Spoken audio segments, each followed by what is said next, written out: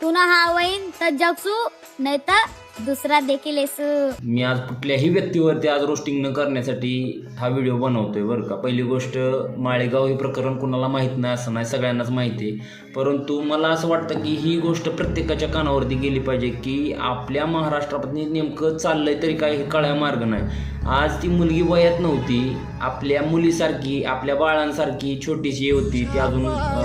तिनं अजून ही उन्हाळा पावसाळा बघितलं नव्हतं. अशा मुलीवरती त्या कडूच झावण्यानी, डायरेक्ट बोलणारे मी, शिवाय बिवा देणारे, कोणाला राग आला तरी उद्या, त्या कडूच झावण्यानी एवढा अत्याचार केला. तिचं तोंड ठेचून तिला मारलं. कुत्रं का जनावर होती ती तिला ठेचून मारण्यासाठी.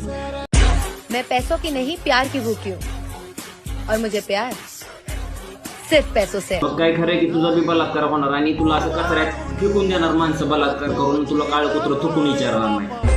अरे म्हणा भाऊ, लोक नकाली बडानं, येणारा येतीन जाणारा जातीन, बोलानं होईन तर बोलानं, नाही तर तुम्ही माहित तत्तीच गालानी समज नका तुले.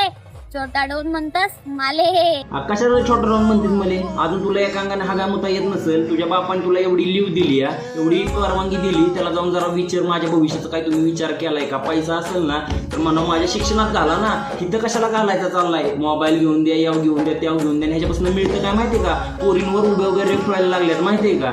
बाळा प्लीज, तुझ्याला हात जोडून माझी एक विनंती आहे की सगळं थांबव, नाहीतर भविष्यात येणाऱ्या तुझ्यासारख्या अनेक बारक्या पोरींवरती अन्याय होत राहते. मित्रांनो, हा व्हिडिओ तुम्ही सगळ्यांना शेअर करा. माझं तर म्हणणं आहे, एक टाइम मला शिवी द्या, पण हा व्हिडिओ सगळ्यांना शेअर करा. कारण ही तुमची पण बहीण आहे, माझी पण बहीण आहे, माझी पण मुलगी आहे, तुमची पण मुलगी आहे. मला एवढं सांगायचं आहे की तुमच्या अंतःकरणातला देव आहे ना, तुम्ही पूजायला शिका. मग बघा की कुठली मुलगी तुमची आहे, कुठली मुलगी लोकांची. आपण कुणावरती बोट करतो, आपण कुणावरती अन्याय करतो, कुत्र्यांना दगडी मारणं, अंगावरती गाड्या चढवणं, हे मला काही योग्य वाटत नाही.